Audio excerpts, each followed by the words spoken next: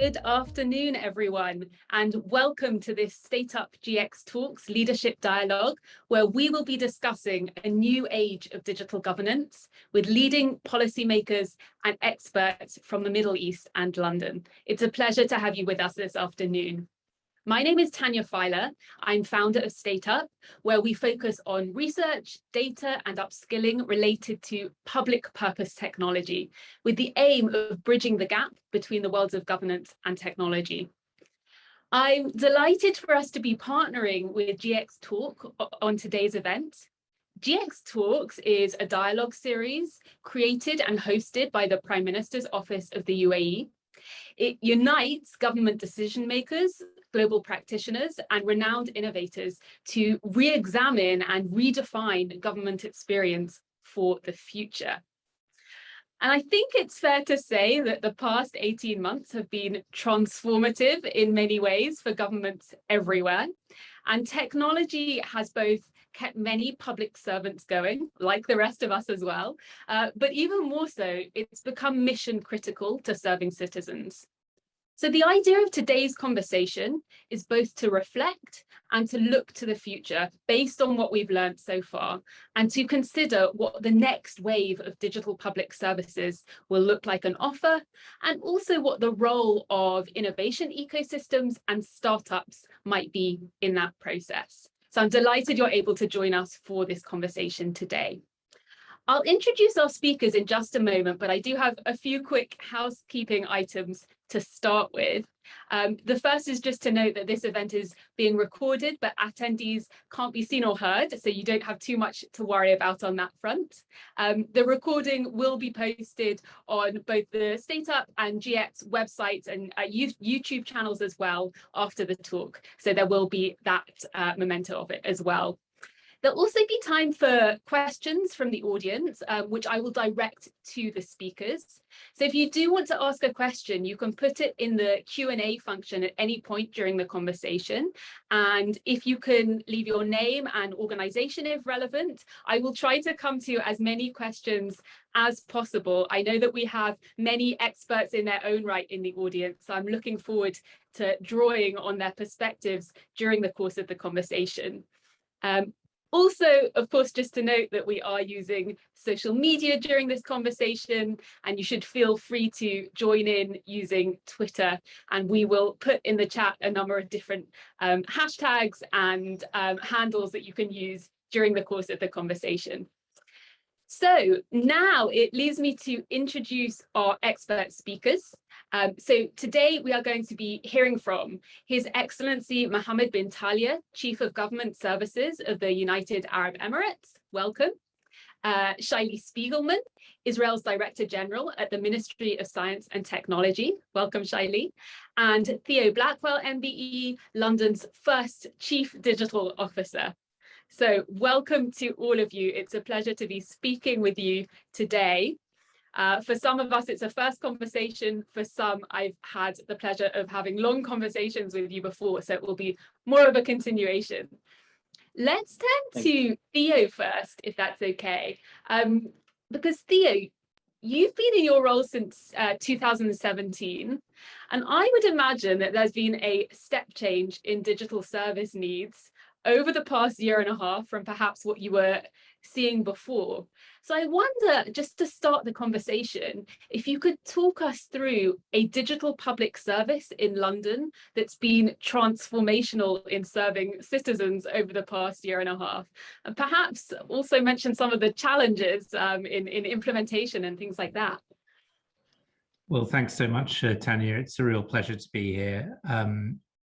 So I'm going to I thought about your question because I got it in advance, and I'm going to kind of cheat and give you three examples quickly.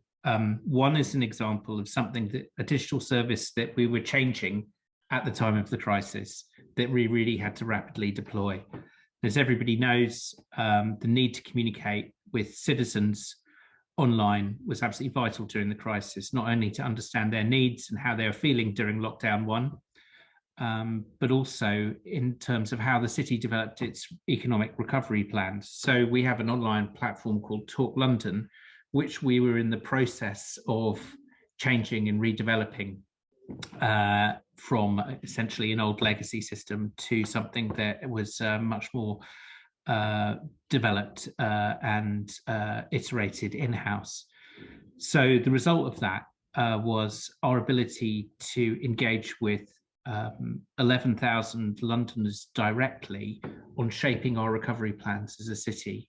So this was online, interactive, us testing ideas with them on what our priorities should be and changing our priorities as a result. Secondly, is an example of something that we repurposed, an existing tool out there, a crowdfunding platform. And we worked with the platform to create a service called Pay It Forward.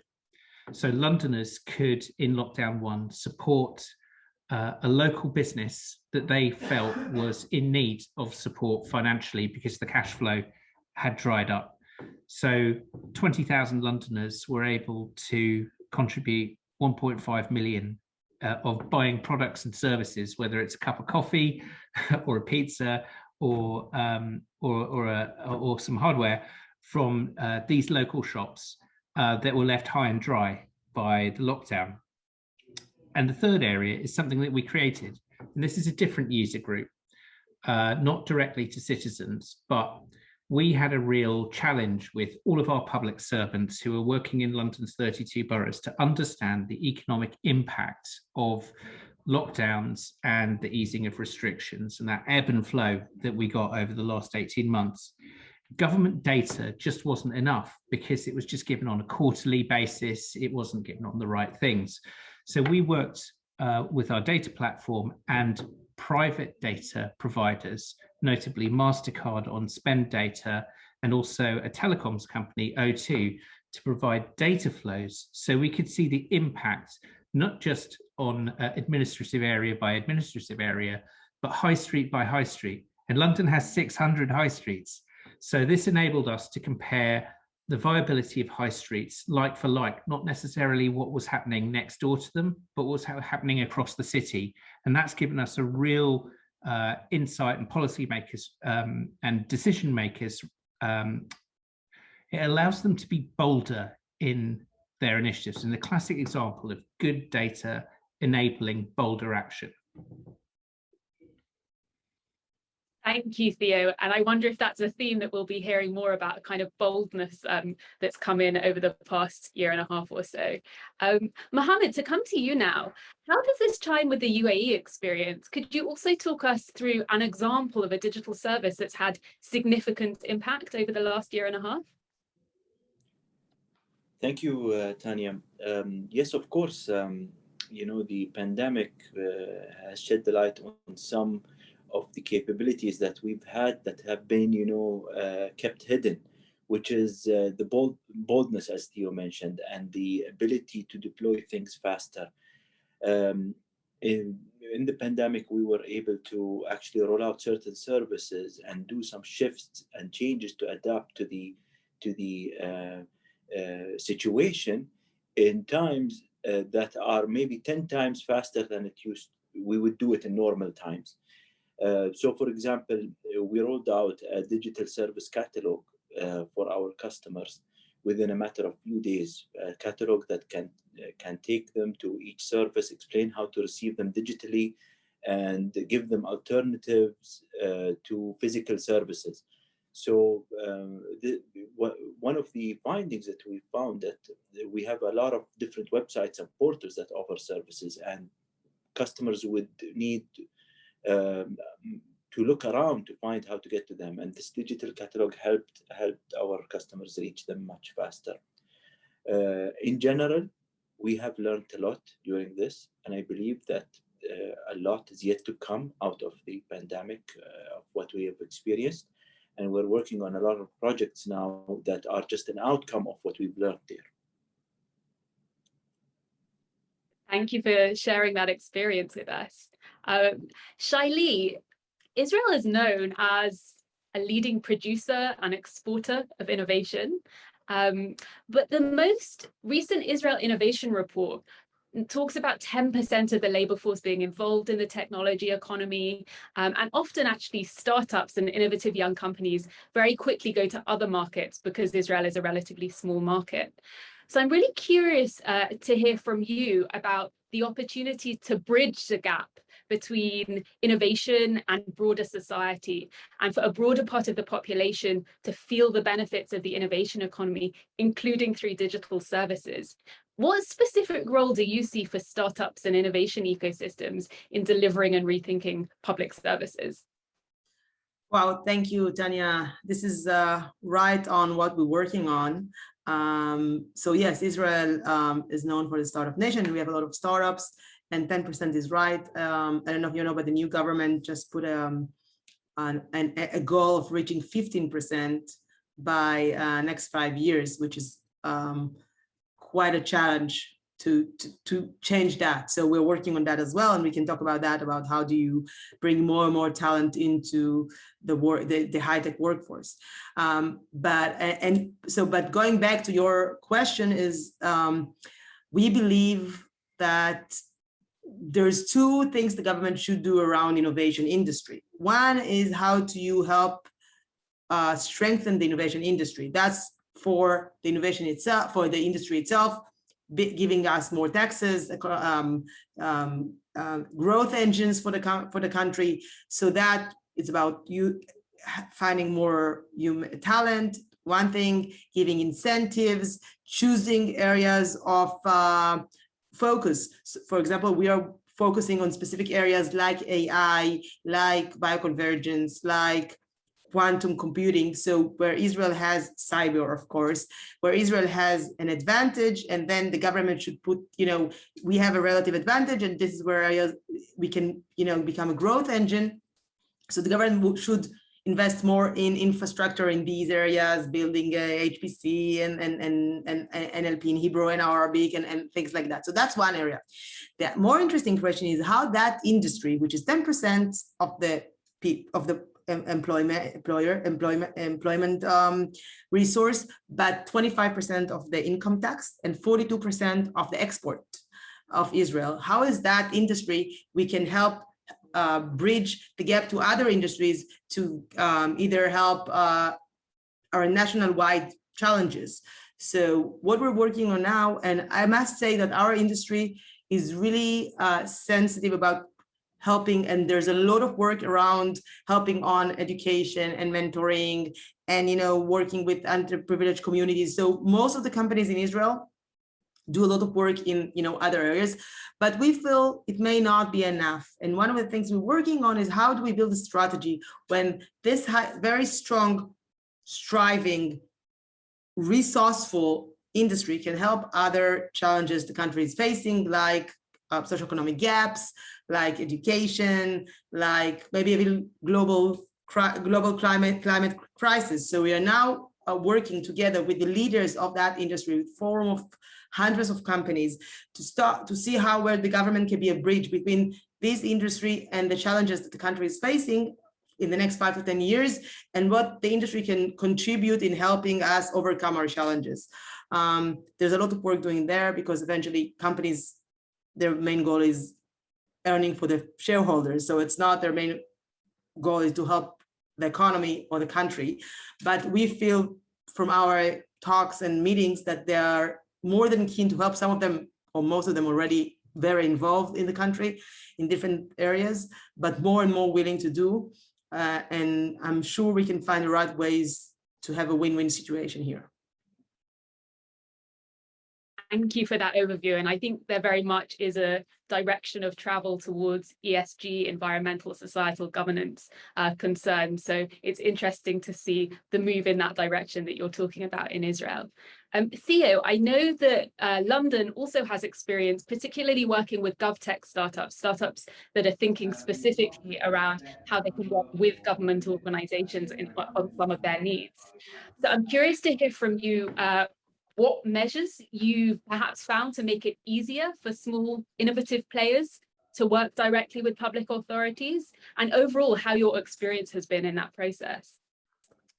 It's a really good question. I think we've been on a journey in London. When I joined, I joined, a couple of years after, well, about 5 years after this sort of concept of Tech City had been sponsored by the government, and I always found that that was quite broadcast and showcasing. It was sort of and lots of pitch sessions and dragons dens and things like that. And what we weren't getting to was how the public sector was able to express need in a way that the market could respond to.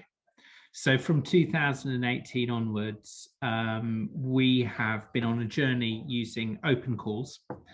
That's been through 3 rounds of what's called the Mayor's Civic Innovation Challenge. Now, this starts off essentially with some quite small prizes. And we found 2 things. One is we've had some great interactions with university spin-offs and scale-ups as well. We've created, we set a challenge over combating online extremism. And now the police have an app which has been rolled out nationally called Report It, which has been designed around user need. We've done some really good innovative work on smart cities with an organization called Connected Curb, which allows vehicle charging from the curb, working with the national grid and some of the London boroughs. And then there's a transport app called Go Jauntly, which shows you great healthy walks around London, so you don't have to take your car, and good for families. Worked with Transport for London using data that's not normally available to them. So really good small projects. And I think our learning along the way, even with those projects that didn't win in the end, has been really instructive to the public sector. It shows the potential for innovation to happen. Where we want to graduate to now is going from sets of small prizes into the space where we can set a grand challenge, perhaps around our big area of expertise, transport. And that grand challenge could engage some of the bigger companies in their R&D budgets. Can't jump straight to a grand challenge. I think that journey has really helped us get the confidence in the public sector to describe things in a way that, as I say, the market can respond to. Thanks, Theo. Really interesting to hear about that experience. Maybe one follow-up question. What do you think is needed in order to scale up in that way, to move from the kind of small project or piloting stage to something that's larger scale? Well, 2 things. One is what we've put in place in London. I sit in City Hall, which is a strategic body.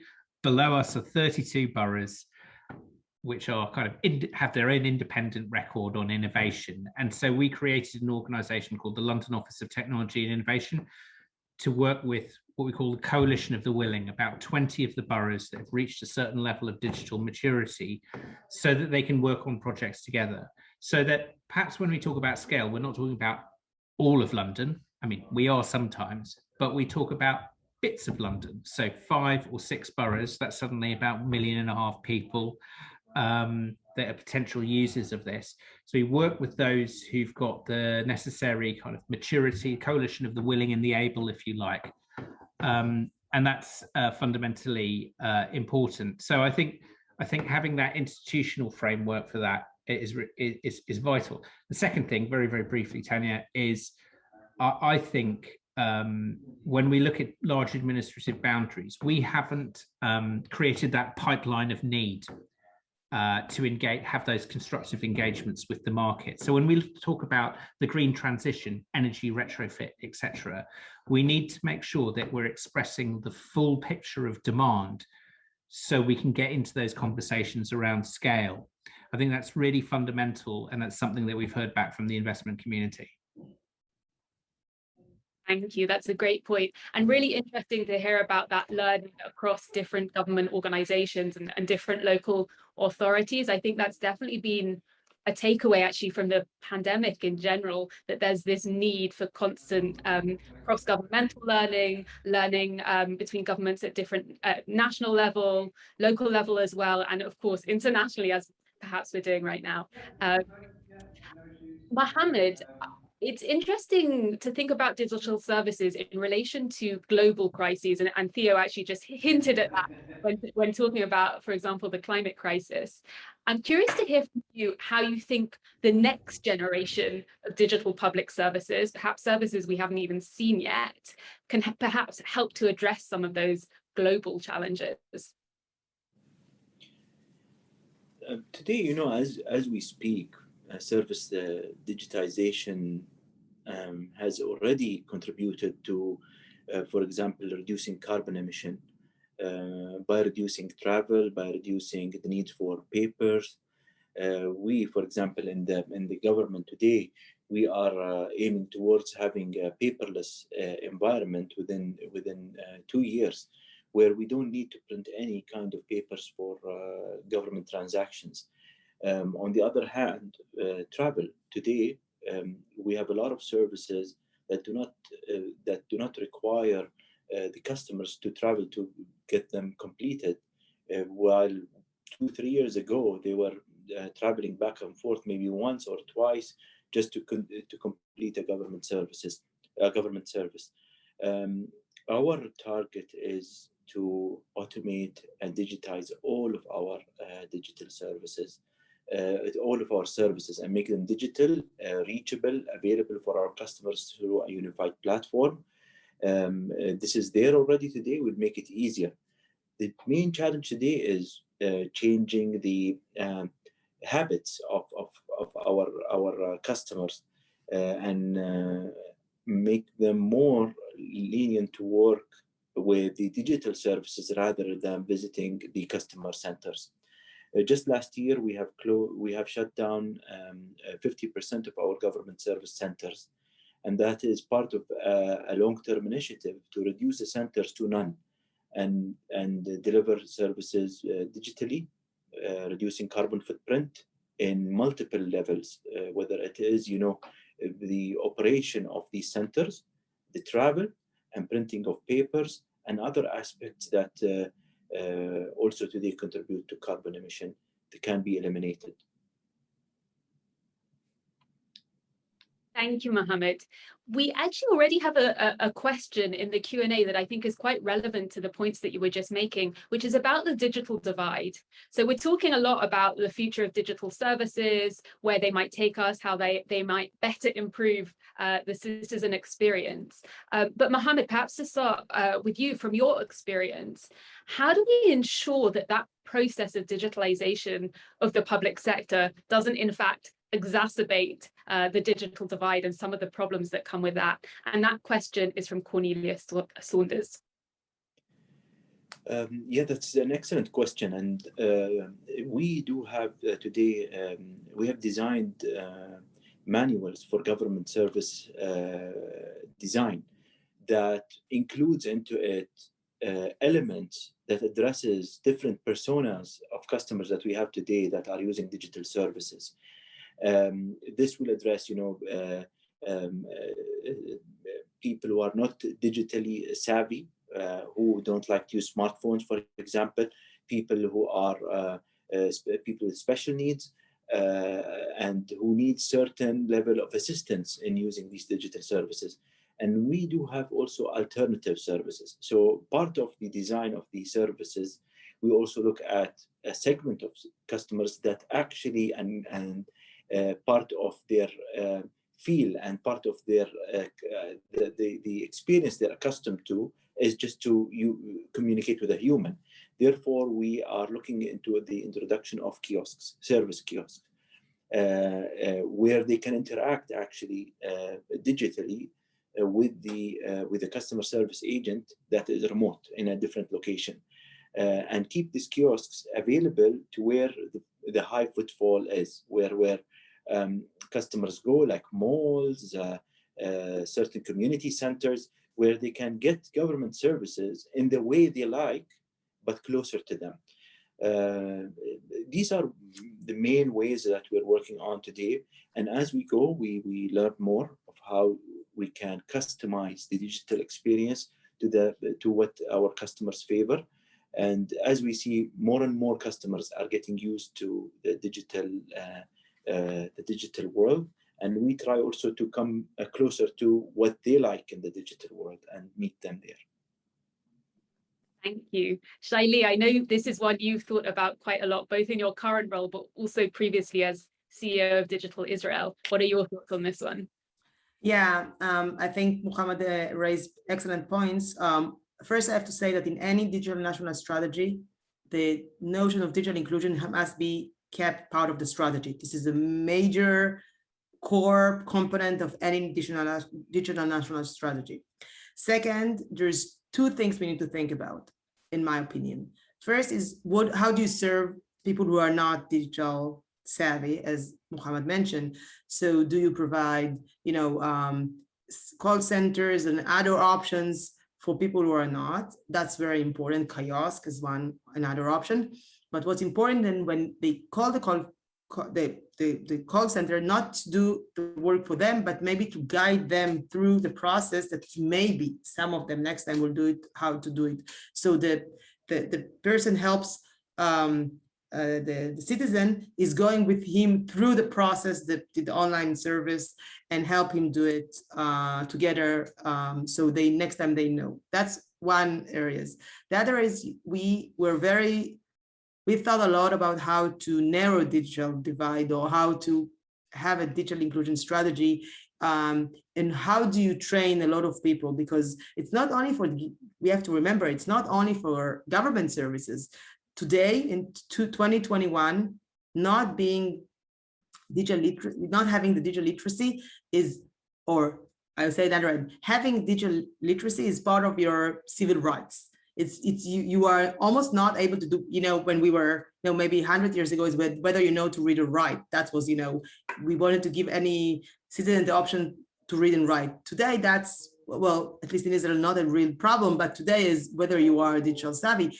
Because if you want to do, job searching online, almost every position from, the lowest position has to do even limited or basic digital capabilities.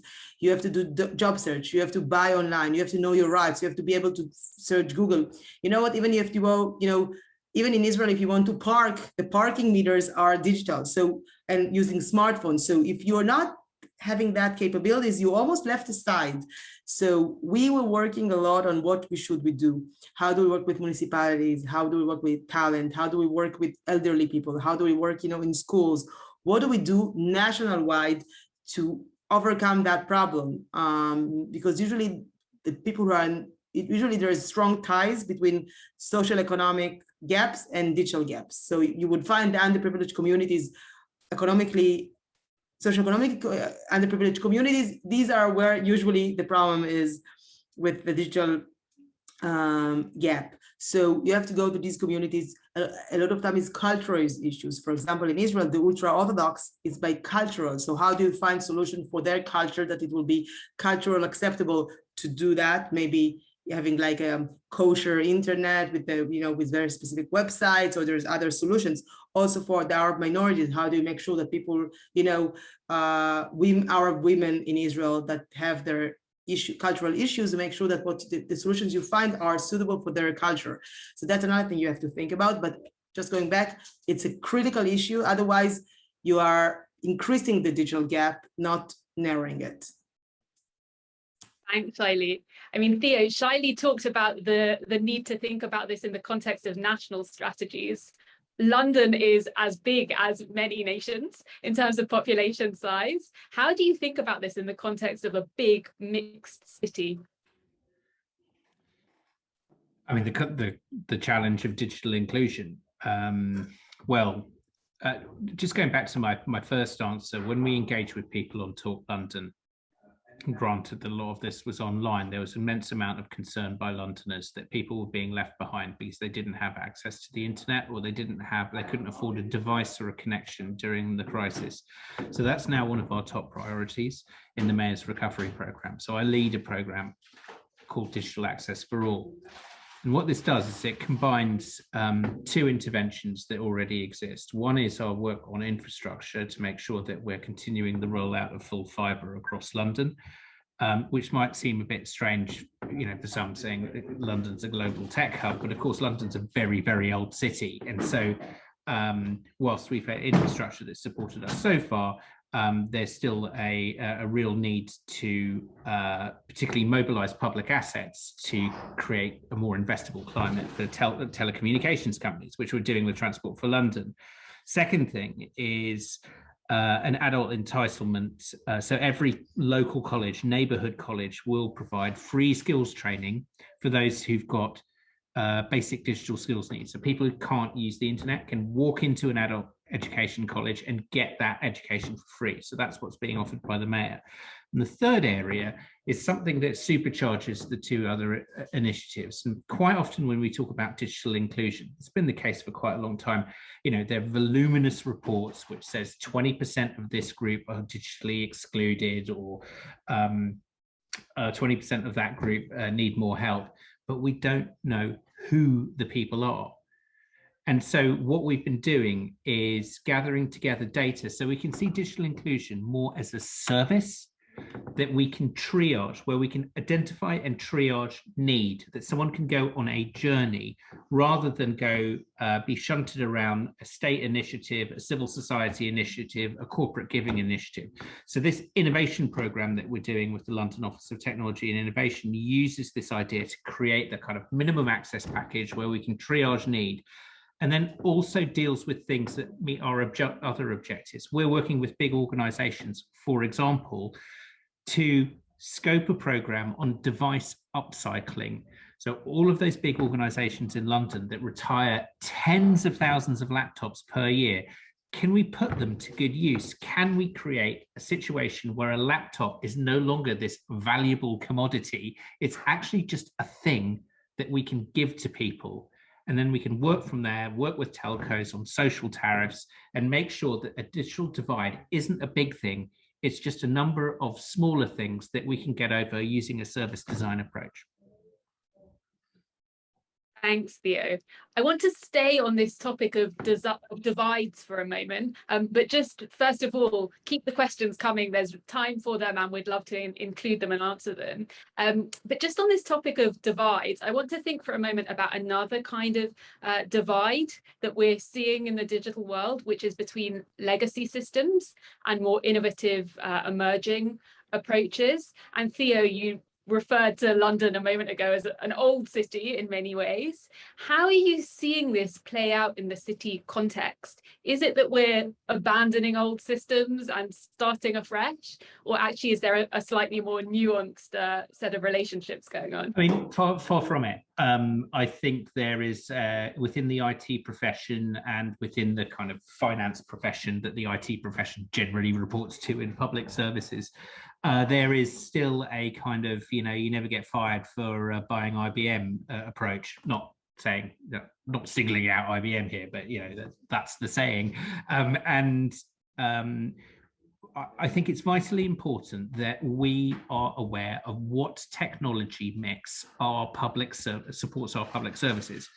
Now, London, where I sit, is a regional authority. So we need to have an overview of all of these different boroughs, each population of 250,000 people, each with their own sort of legacy and technology legacy here. So we reckon about 80% of London's public services are supported by IT provided by about 20 suppliers. Now, we never chose that. We just made individual choices. So I think it's almost like it's a civic question for our leaders, and people like me as chief digital officers need to make it easier to for leaders, democratic leaders, to make this decision of like, how much do we want to build ourselves and how much do we want to buy from the outside? What is the nature of the mixed economy? Now, one city has done some thinking around this and gone, you know, quite far out there, and that's Barcelona, that says, yeah, okay, let's go for all open source and develop our in-house capability. Now, you know, that's at one end, and there are others that are complete sort of outsourcers, if you like. But it's the nature, and the 21st century needs leaders who say, well, what do I need to do myself? What do I need to commission? If I do more things myself, can I commission better? And so seeing this as part of the core functions of public service and treating it in the same way, I think is now a core principle of digital leadership?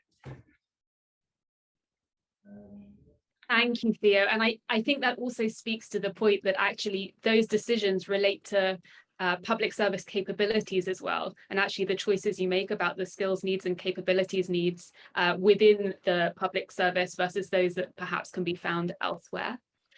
Mohamed, I'm curious to hear about this one from you. Obviously, a relatively young country that you're in, and I'm curious to hear how you think about legacy technology, or is that less of a concept that you are thinking about, and are you more focused on the emerging technology end of the spectrum? Well, Tanya, although we're a young country, but you know, with technology, 10 years or 20 years is a very long period. And yes, we do have legacy systems, but I'm not much concerned about the legacy system rather than the structure of data and the way they are interfaced with each other, with different systems.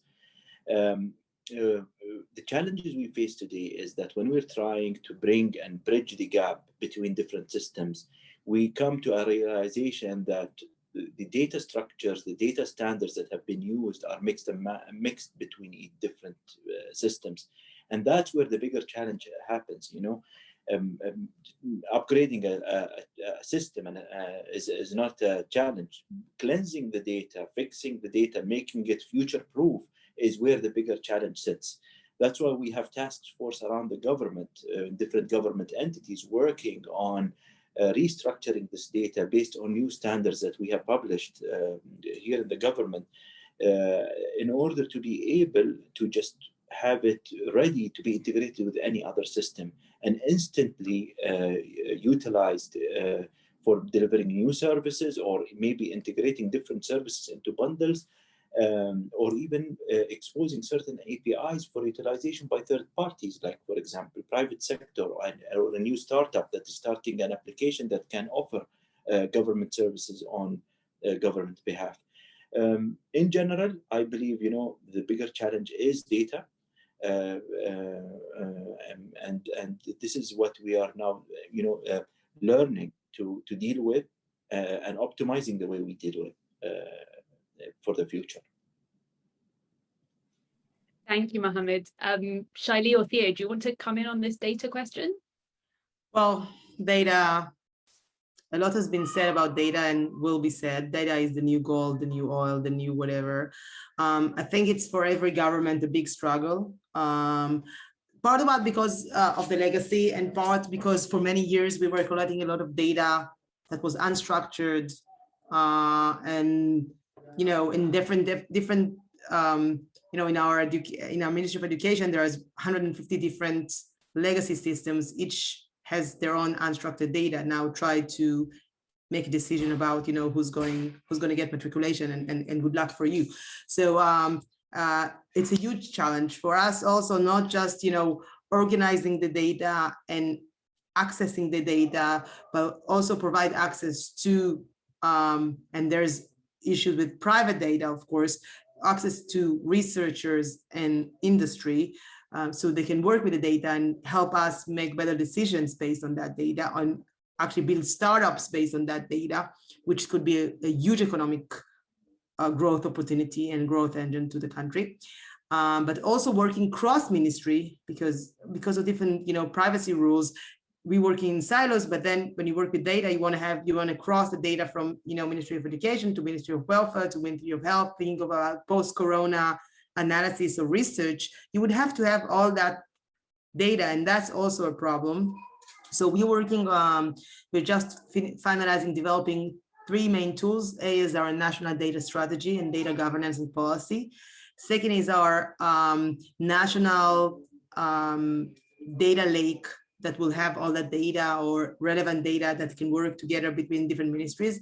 And the third is we're trying to work now with synthetic data and other solutions for trying to overcome privacy issues. So we are now working on some project with how to synthesize government data and then provide access to that synthetic data to industry and research from academia and see if they can do, work with that synthetic data and get the same results or at least as good as results.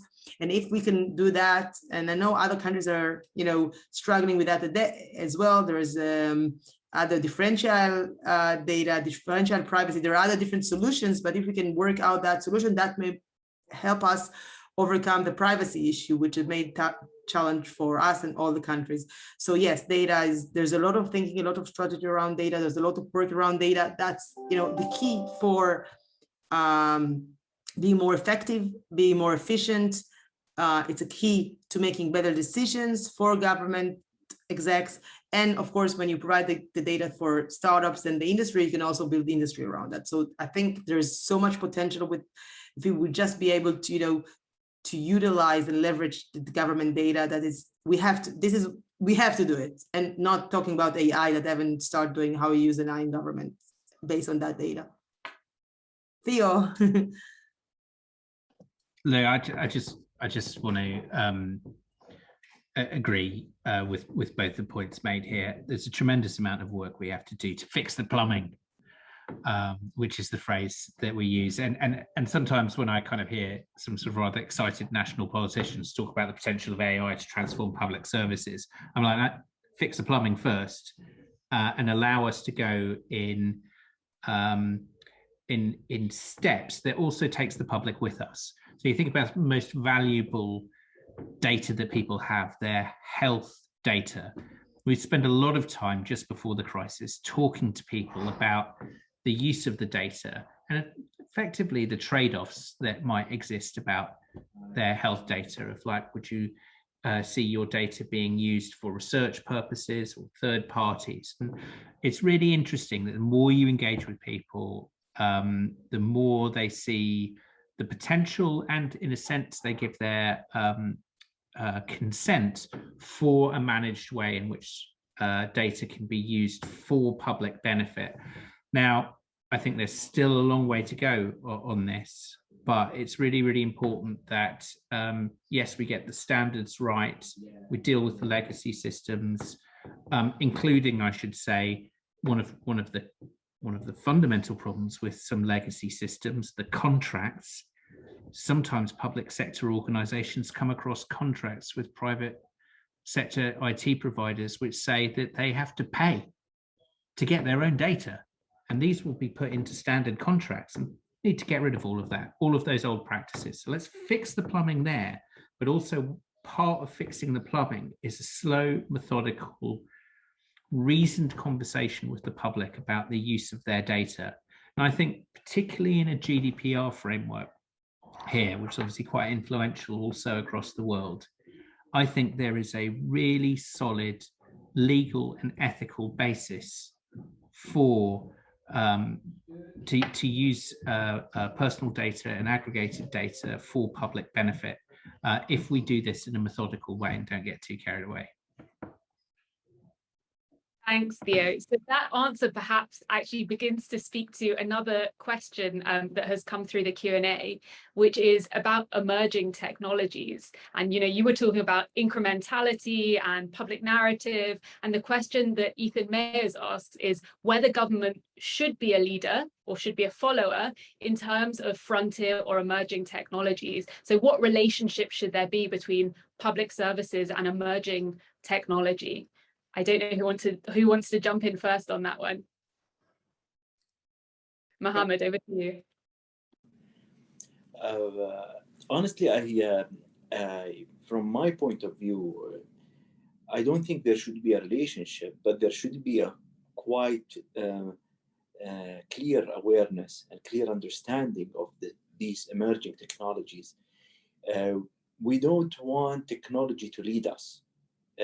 We want to lead technology. So we want to utilize technology that will actually add value and increase efficiencies exponentially in the way we do business. And to be frank, in some IT, I would say, departments, you would realize that they will try to adopt emerging technologies without actually having a business use case, or an appropriate business use case. Therefore, I always keep saying that we first have to identify the challenge, the problem, and then find the emerging technology or the advanced technology or the future technology that will serve that purpose or will solve that problem. We've seen this with blockchain. It became a hype. Everybody talks about blockchain. They will deploy blockchain fabrics. However, what are we using it for? Today, we do have some use cases. In the UAE, we have utilized blockchain to deploy online notary public services. We've deployed it also for attesting official documents in the digital world. But I would say 3 years ago, it wasn't clear enough, and there is no point of going and running after new emerging technologies if we don't know what are we going to use it for. This is my point of view. I don't know, Theo and Shai-Lee would have also another point of view. I totally agree with you. It's all about the use case, what we want to do. Technology will follow. And honestly, for most of the government challenges, there is existing technology, which is quite good.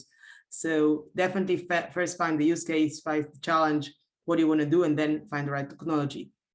I would say another point is that in my perspective, in most government cases, the culture in the government is not ready for very emerging technologies because there are slow adapters, they are not early adopters, because more conservative culture, more or less risk averse. So there's a lot of reasons why government culture is not for taking emerging technologies, because when you're working with emerging technologies, you may fail. It may won't work. It may be new and not be adopted in the right way.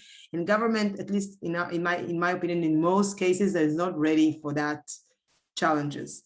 However, because we want to advance GovTech and we want to use emerging technologies in GovTech, I think we should find areas or islands of innovations, either by pilot processing or other solutions. We had a pilot program. We had what we call the challenge tender, where we found different ways of stimulating innovation and emerging technologies in GovTech, especially in healthcare, which is extremely important, and education and smart cities, but as islands of innovation and not as a common practice.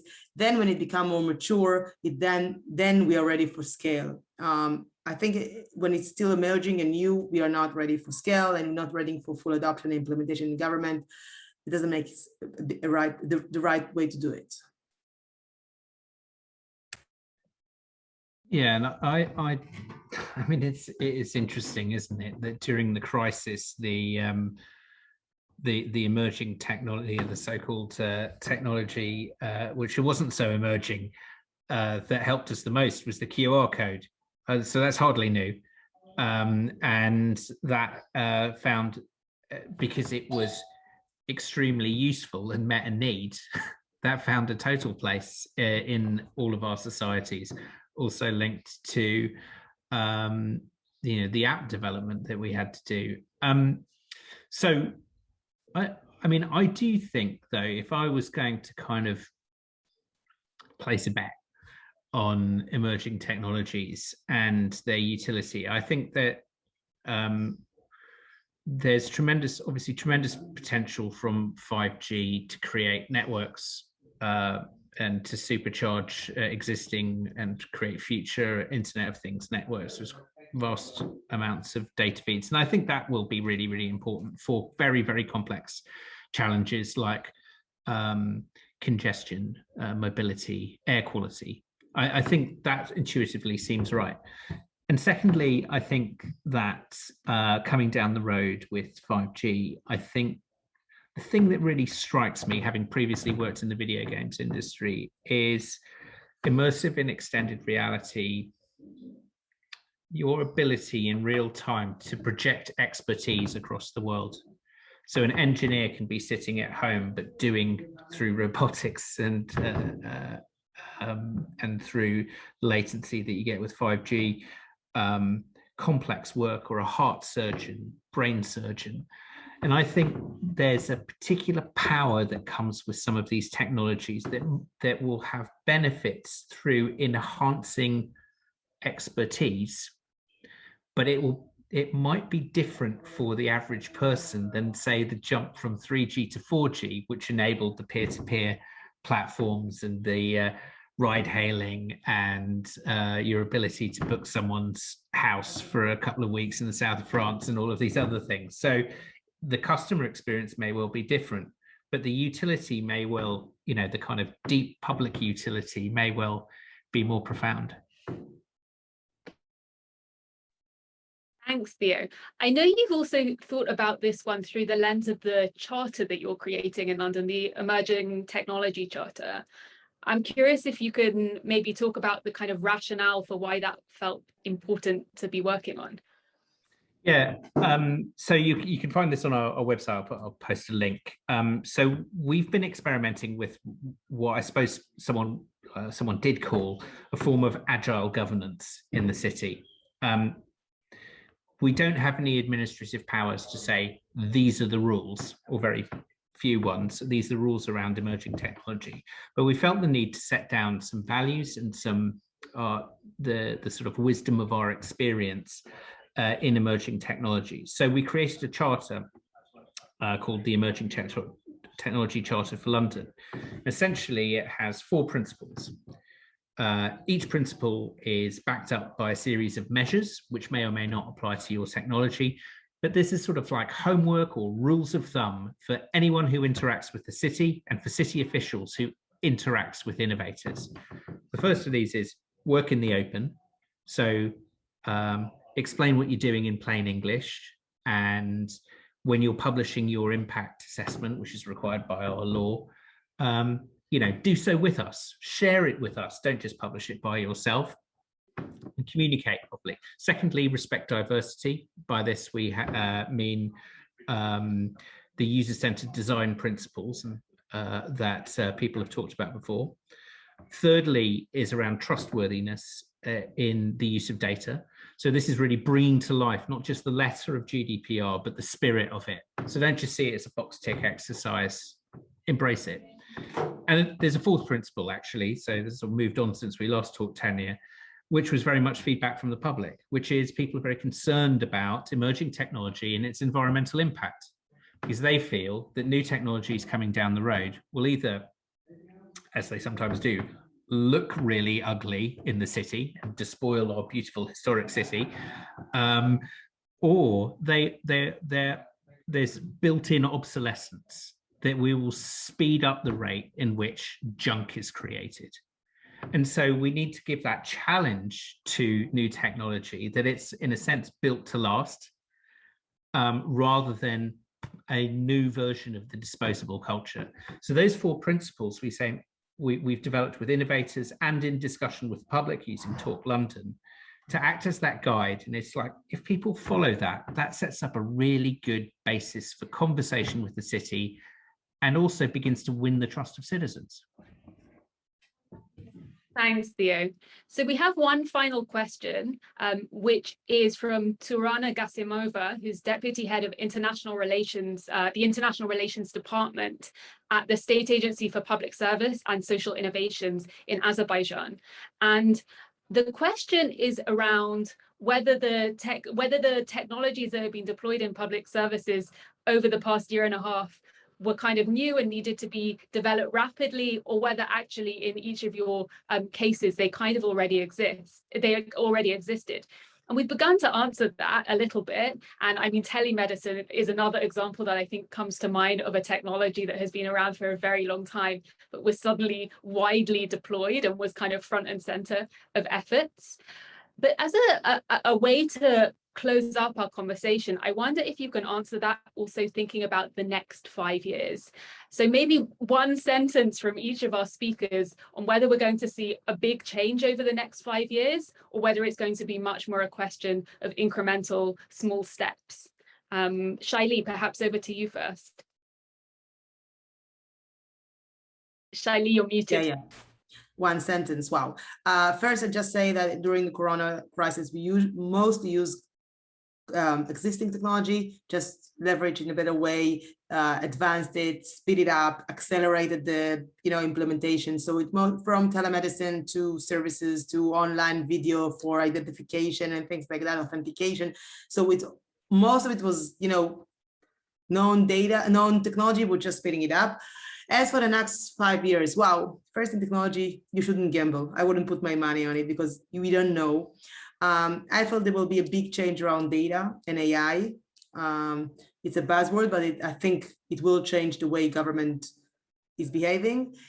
On the other hand, since I mentioned the culture in government, it wouldn't be speedy. It wouldn't be it will be incremental. But I think in 5 years, hopefully, government will work totally different with using AI and data. Otherwise, will be strongly fail. Mohamed, over to you. I strongly concur with Shai-Lee, and I believe in the next 5 years we'll start seeing more use of AI, more use of machine learning to optimize government services. And obviously, this will be driven by the ever-changing customer behavior. Our customers will start changing, and governments have to shift and change with the customers. We need to work towards utilizing AI for hyper-personalization and hyper-automation, where we can actually understand our customers better and deliver services to them proactively. And I believe this technology such as AI will enable governments to deliver services in a frictionless way, reduce hops and stops, and make sure that customers see the government operating in the background.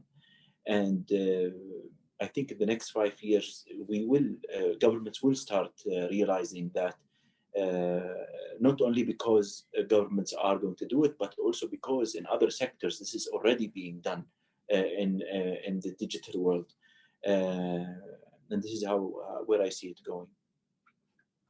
Thank you. So that my answer to that question similarly is repurposed existing tech during the crisis. There are probably 1 or 2 examples of emerging technologies that we're using. Demand responsive buses, which we were piloting in London. We used them to shuttle medical staff around and deliver hot food in one area of London, but really a kind of repurposing, a minor repurposing of an emerging technology. The main thing was repurposing existing tech. And I think in terms of the next few years, I do concur that there will be this sort of growth in data, in data, because we've done quite a lot of work to fix the plumbing, but because also in the eyes of leadership, that they entered the crisis, and when health data came through, it probably wasn't in as good a state as they thought it should be or was at the beginning of the crisis. And it rapidly improved during the crisis to the point where public health data or health data and the whole system of knowing what was going on in the healthcare system has created a standard by which other data in other areas will now have to meet. And so I think there is a shift in that direction, because it's almost like we've now seen what good can look like. Thank you, Theo. Well, I hope there'll be many occasions over the next 5-year period for us to check in and hear whether some of these ideas and thoughts are coming to fruition or perhaps have gone in other directions instead. So it just remains for me to thank Theo, Mohamed and Shai-Lee for sharing their thoughts and insights with us today. It was a pleasure to be in conversation with you. Please, if you're listening to the conversation, do continue to follow along both on the GX and StateUp websites and through our social channels, LinkedIn, Twitter. You can also subscribe to our newsletter, and that information will be in the chat as well. Thank you for listening in. I hope you've enjoyed the conversation, and thank you for the excellent questions as well. Have a good evening, everyone. Bye.